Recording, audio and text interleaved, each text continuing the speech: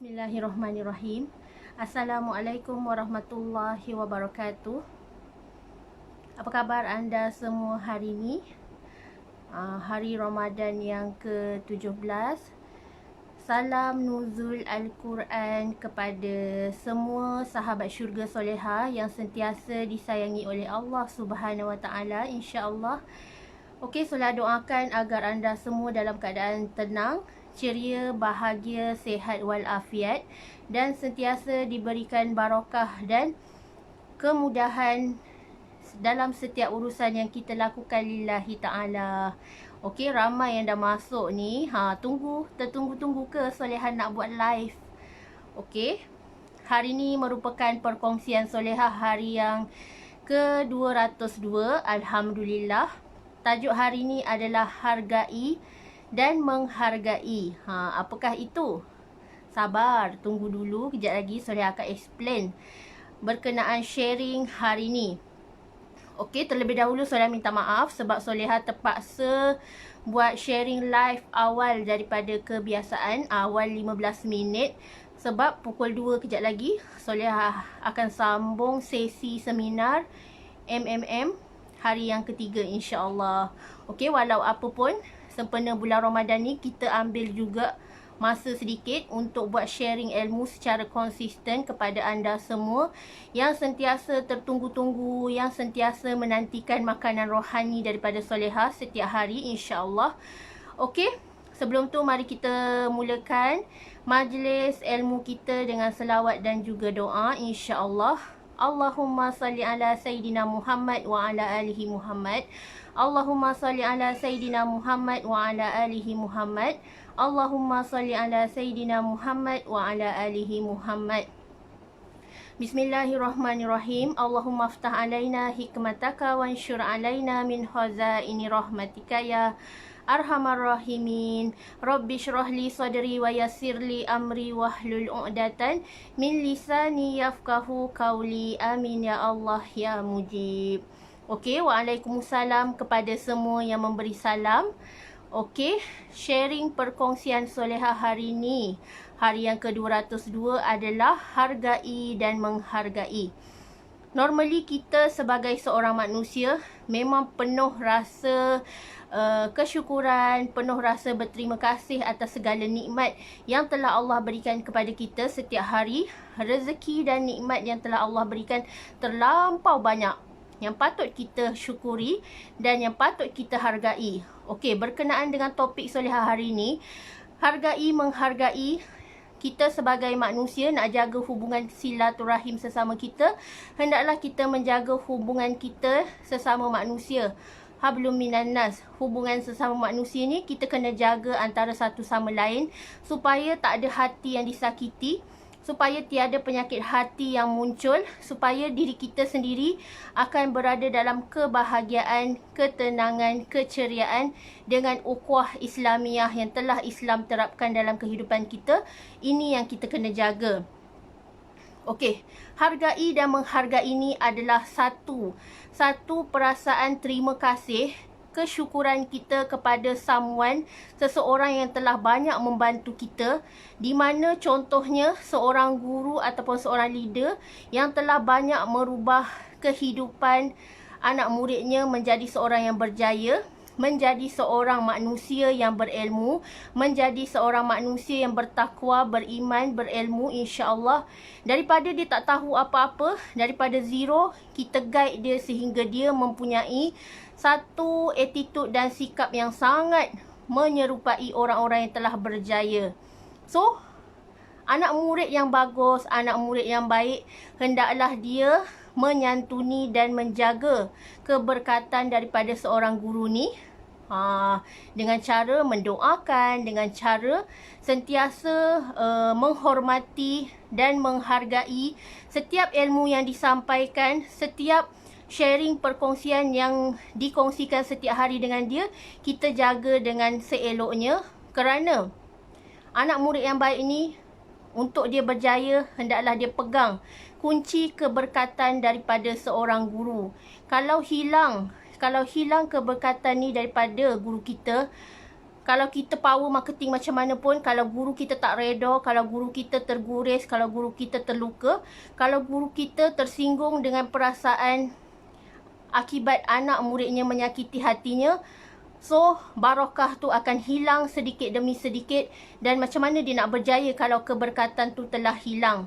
So hargai dan berterima kasihlah kepada insan yang telah banyak menjaga anda siang dan malam, yang sentiasa banyak berkongsi ilmu dengan anda. Daripada anda tak tahu apa-apa bab marketing, bab online, bab berdakwah, macam mana sebelum ni kita tak tahu apa-apa, kita zero, tak tahu apa-apa. Tapi sebab kesabaran, kegigihan seorang guru ni nak tengok anak murid dia berjaya, dia sentiasa non-stop berkorban masa, tenaga, wang ringgit, emosi, semua dikorbankan hanya semata-mata nak tengok anak murid berjaya.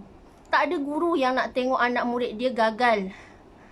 Guru yang bagus dia sentiasa nak berikan yang terbaik untuk anak murid dia, supaya anak murid dia ni sentiasa berjaya walau apa bidang sekalipun yang dia buat, termasuklah dalam bidang dakwah ke, dalam bidang bisnes perniagaan ke, dalam bidang pertanian ke, ataupun pemakanan.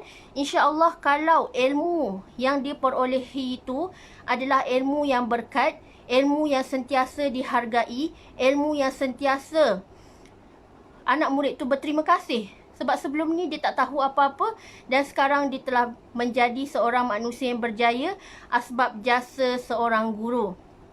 Okey, hari ni soalan nak kongsi macam mana cara untuk kita menghindarkan seseorang ni bila dia pegang satu kata-kata, hargai dan menghargai, dan dia faham sangat-sangat konsep macam mana kita nak menghargai seseorang ni.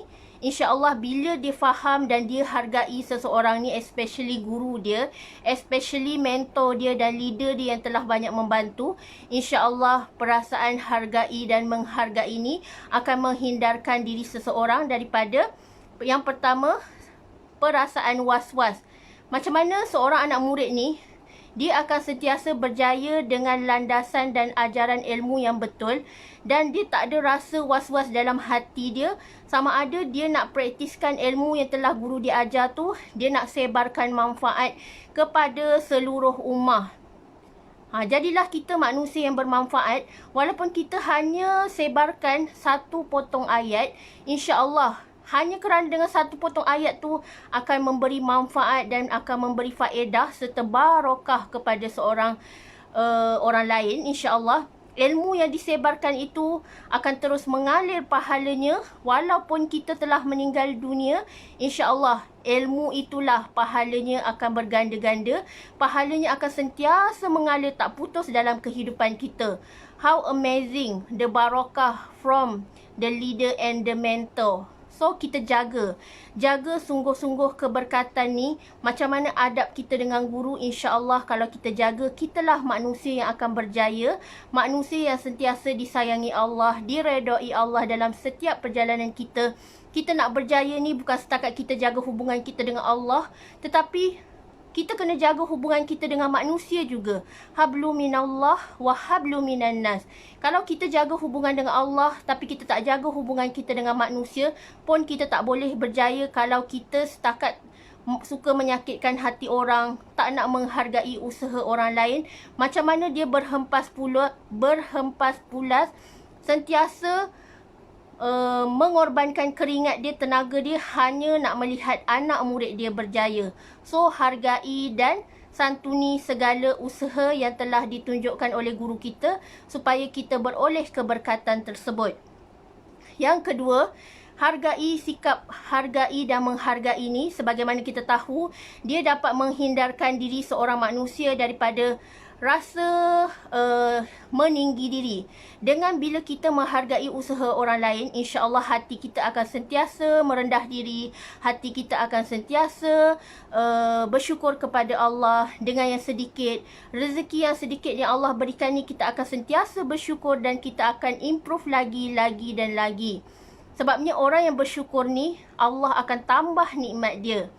So jadilah kita antara insan yang bersyukur, insan yang selalu berterima kasih, supaya hati kita ni sentiasa dipenuhi dengan rasa merendah diri, rasa tak ada nak menunjuk-nunjuk, tak ada nak khianat dekat orang, tak ada nak berdendam dengan orang. Kita bersihkan hati kita sebersih-bersihnya supaya rezeki mudah masuk dalam kehidupan kita. Okey, yang ketiga, daripada sikap dan attitude hargai dan menghargai usaha orang lain ni, kalau kita selalu berterima kasih dengan orang, menghargai usaha orang lain, insya-Allah diri kita tak akan mudah putus asa. Sebab kita tengok energi dia power, semangat dia power nak bantu kita berjaya. Wajarkah kita nak give up? Wajarkah kita nak berputus asa dengan melihat kelelahan orang lain membantu kita untuk kita bangkit? Dikala kita nak down, dikala kita dalam kesedihan, ada tangan yang menarik tangan kita untuk terus bangkit berjaya. Inilah orang yang patut kita jaga dia. Inilah orang yang patut kita hargai mereka. Sampai kita mati pun, jasa mereka ni takkan kita mampu nak balas dengan hadiah ataupun dengan apa-apa pemberian. So, selalulah doakan guru kita, selalulah doakan orang yang telah banyak berbakti kepada kita. Orang ibu bapa di kampung tu antara orang yang patut kita hargai. Guru-guru kita antara orang yang patut kita hargai, supaya kita tak ada perasaan give up. Kita tengok macam mana mereka boleh membesarkan kita. Dengan kudrat mereka tu, mereka boleh membesarkan kita bersama dengan beberapa orang adik-beradik kita yang lain.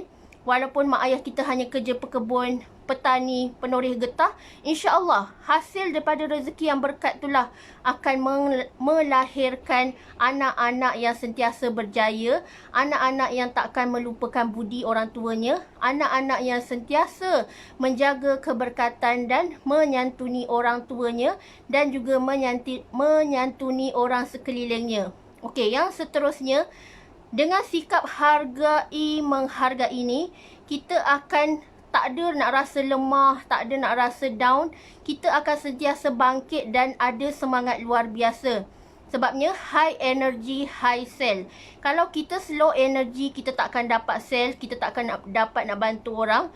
Hari ni dan hari-hari sebelum ni, Solehah selalu ingatkan ejen-ejen Solehah, kalau kita nak berdakwah, kalau kita nak sebarkan manfaat, jaga nawaitu kita setiap hari. Kita nak dapatkan sell banyak-banyak daripada produk kita, sebabnya kita nak bayar zakat banyak-banyak. Kita nak besarkan dan nak tingkatkan target zakat kita setiap hari supaya dapat memenuhkan tabung saham akhirat kita.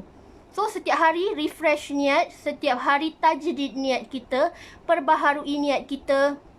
Semoga Allah permudahkan niat suci kita ni. Kita nak bayar zakat, nak keluarkan sedekah, nak bantu orang susah, nak bantu gelandangan, nak bantu orang yang memerlukan, anak yatim, anak tahfiz. So, Allah Maha mendengar, Allah Maha mengetahui.